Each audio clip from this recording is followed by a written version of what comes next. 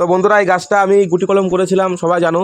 তো দেখতে পাচ্ছ গাছটা কিন্তু নতুন পাতা বেরিয়েছে এদিক দিয়ে, এই দেখো। তো এটা আমি প্রথমে এটাই লাগিয়েছিলাম।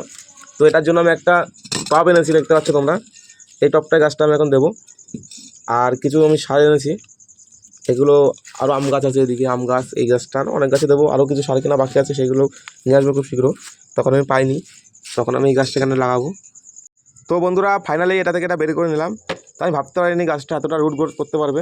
তোমরা দেখতে পাচ্ছ খুব সুন্দর, এটা কিন্তু আমার নিজের হাতে করা। তো এটারও ভিডিও দেওয়া আছে ইউটিউবে, যারা দেখতে চাও দেখে আসতে পারো। আমি কমেন্ট বক্সে লিঙ্ক দিয়ে দেবো। এখানে মাটি আর জৈব মিক্স করে এর মধ্যে কিছু সার দিয়ে আমরা এটা লাগিয়েছি। আর এই যে গাছটা, এটাকে আমি বনসাই করার একটা চিন্তাভাবনা নিয়েছিলাম। তো এর আগে একবার কেটেছিলাম, তো আর একবার কাটবো এখন। আর এদিকটা আমাদের যে আম গাছটা আছে, এই আম গাছটায় একটা প্রবলেম হচ্ছে, তোমার গাছটা খুব সুন্দর হয়েছে দেখতে পাচ্ছ তোমরা গোড়াটা। তো গোড়াতে কিছু মাটি দিতে হবে এখন, মাটি এবং জৈব সার ভার দেবো। আর গাছের গোড়াটাও খুব মোটা হয়েছে আগে থেকে, কিন্তু প্রবলেমটা হচ্ছে এই গাছটাতে মানে আম দাঁড়াচ্ছে না, ঠিক আছে।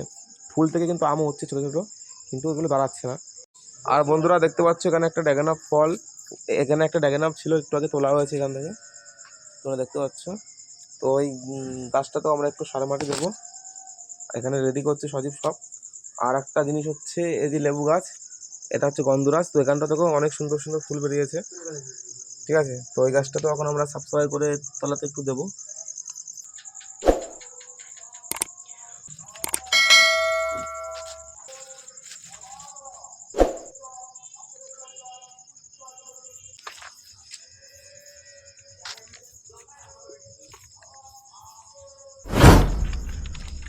আরো আরো চিটারি করেছিল,